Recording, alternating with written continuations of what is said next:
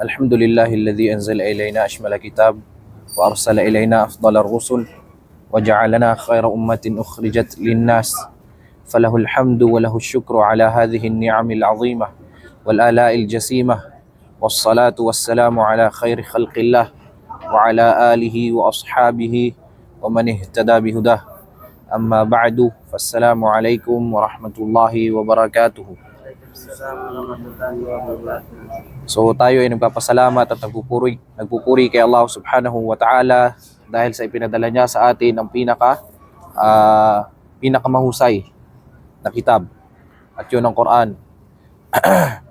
At dahil tayo ay biniyayaan niya ng napakaraming biyaya at ginawa tayong pinakamahusay na nasyon na lumitaw sa sangkatauhan. At ako ay nagbibigay ng salah at salam kay Propeta Muhammad sallallahu alaihi wasallam at ganoon din sa kanyang mga kasamahan at sa lahat ng tatahak sa kanyang gabay. So ngayon ay ka-23 ng Ramadan, alhamdulillah. At sa paglubog ng araw na ito ay papasok ang ika-24 na gabi. Papasok ang ika-24 na gabi ng Ramadan. Kasi sa atin nauuna ay gabi bago yung araw. So, alhamdulillah. So, palapit yung pagtatapos ng Ramadan. At sa araw na ito, inshallah, ay magbibigay tayo ng kaunting paliwanag o kaunting kaalaman patungkol sa Zakatul Fitr. Sapagkat papalapit ang panahon ng pagbibigay nito. Inshallah, subhanahu wa ta'ala. So, ano ba ang Zakatul Fitr? At ano ba ang hukom nito? At kanino ba ito obligado? Kailan ito obligadong ilabas? At ano ba yung ibibigay? Pera ba o pagkain? Yun yung pangkaraniwang tanong. At taon-taon na uulit, no? So, inshallah, ito ay ating bibigyan ng kaunting paliwanag na sana kahit kaunti ay maging sapat bi'idhnillah. So, ano nga ba ang Zakatul Fitr? So, unang-una, ang Zakatul Fitr ay binubuo ng dalawang salita. Ang zaka at fitr. So, ano ang zaka at ano ang fitr? So, unang-una, ang zaka ay ito ay wikang Arabic. Arabic word. Nang ibig sabihin sa ating salita sa Tagalog ay pagdadalisay. At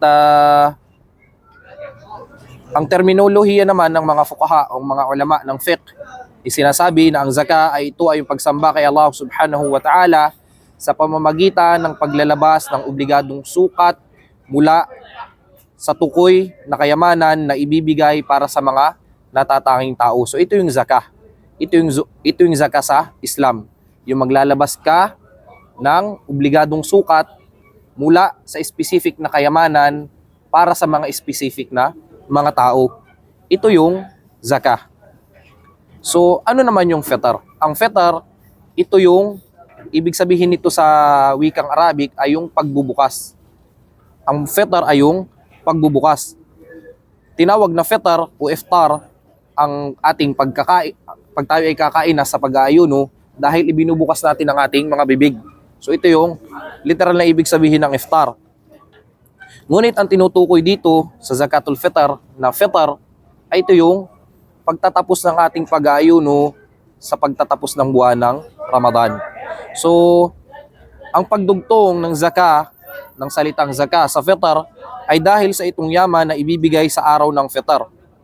Ibig sabihin, idinugsong yung salitang zaka sa fitr dahil itong zaka na ito o ibibigay na kayamanan ay nakaugnay sa pagpuputol natin ng ating pag-aayuno o dahil sa pagdating ng araw ng pag-aayuno. At ang Zakatul Fitr ay tinatawag ding Sadaqatul Fitr. May ibang nagtatawag nito na Sadaqatul Fitr, may nagtatawag naman nito na Zakatul Ramadan, at may tumatawag rin naman dito na Fitra. Ang Zakatul Fitr ay malinaw na nabanggit sa sunna ng mahal na Propeta Muhammad sallallahu alaihi wasallam, at ito ay napagkasunduan ng mga ulama. Ang Zakatul Fitr o ang pagbibigay ng Zakatul Fitr ay napagkasunduan ng mga ulama na ito ay obligado.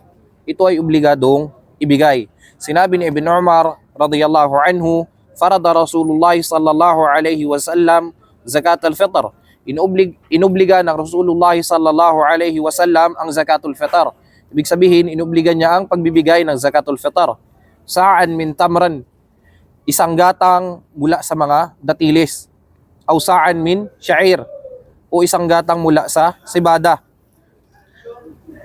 Ala al-abdi wal hur, obligado ito kahit sa alipin o sa mga taong malalaya. Wadh-dhakari wal untha, ganun din sa lalaki at sa babae. Was-saghiri wal kabir, at ganun din sa mga musmus, sa mga maliliit na mga bata, at ganun din sa mga matatanda. Minal muslimin, na mga muslim. Ibig sabihin, yung kafir, hindi sa kanya obligado maglabas ng zakatul fitr. At sinabi naman ni Abu Sa'id al-Khudri radiyallahu anhu, kunna nu'tiha fi zamanin nabiy sallallahu alaihi wasallam sa'an min ta'am. Kami anya ay nagbibigay ng zakatul fitr sa panahon ng Nabi sallallahu alaihi wasallam na isang gatang ng pagkain. Ibig sabihin, ang inilalabas nila sa panahon ng Nabi sallallahu alaihi wasallam ay pagkain, hindi pera. Yun ang nasa hadith. Aw sa'an min tamr, o isang gatang ng tamar o dates. Aw sa'an min sha'ir, o isang gatang mula sa sibada.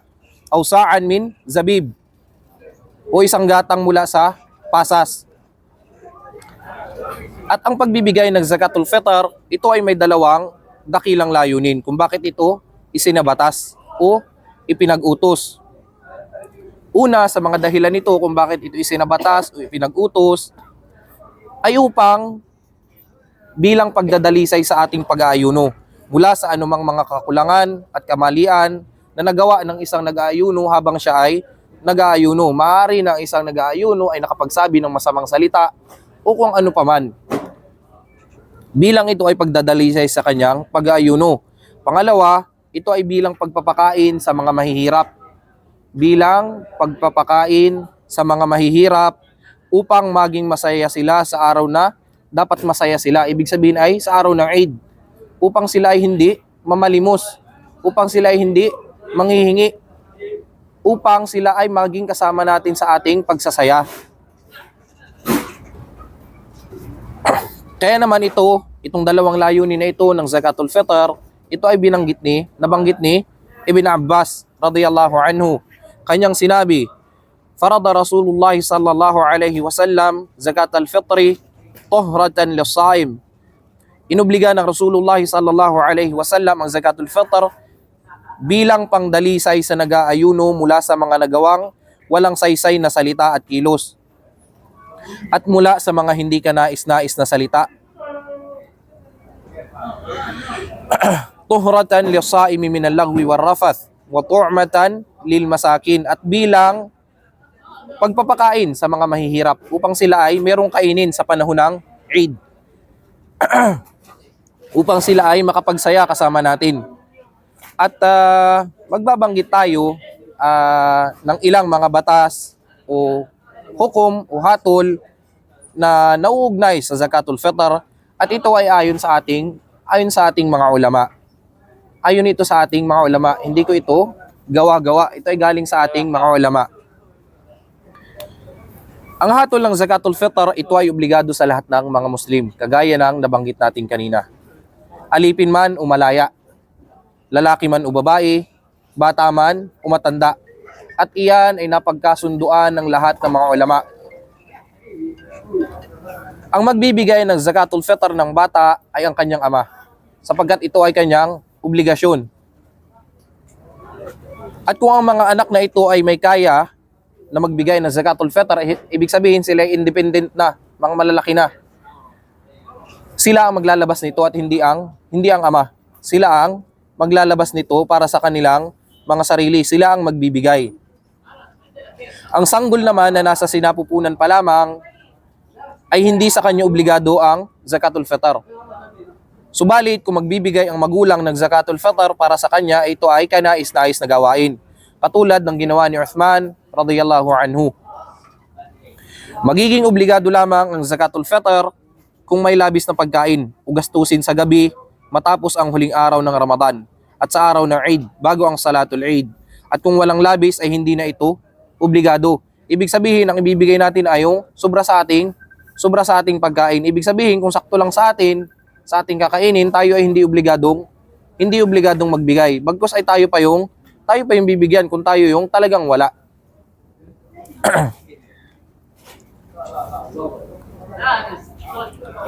At isa pa sa mga hatol na nauugnay sa Zakatul Fitr ay hindi na kailangan na magbigay ng Zakatul Fitr para sa taong pumanaw na.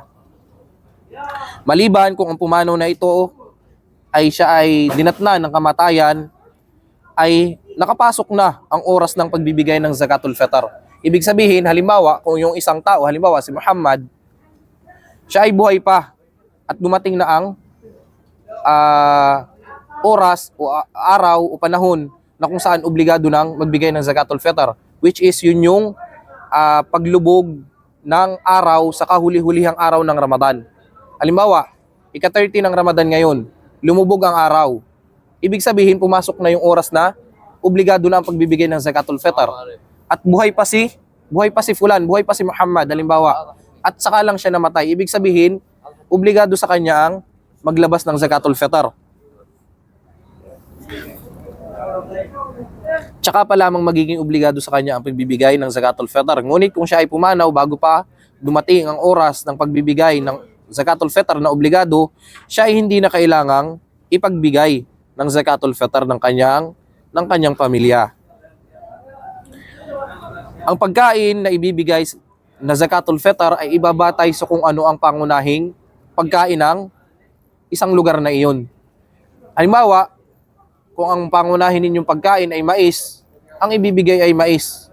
So sa atin, sa Pilipinas, ay bigas. So bigas ang ibibigay. Kung ano yung staple food ng lugar na iyon, yun ang ibibigay. Kaya naman, ang mga nabanggit sa hadith na tamar at kung ano-ano pa, sapagkat ito yung kanilang staple food. Ito yung kanilang kinakain. Ito yung kanilang food.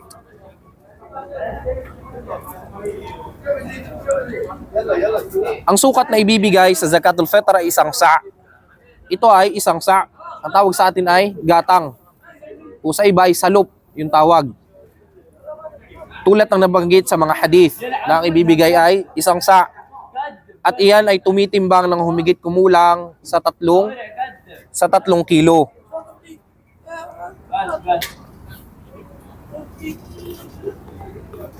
Kung ang labis na pagkain na mayroon sa gabi matapos ang huling araw ng Ramadan at sa araw ng Eid, bago ang Salatul Eid, ay hindi umabot ng isang gatang, ay kailangan pa rin ibigay ang labis na iyon bilang Zakatul Fitr.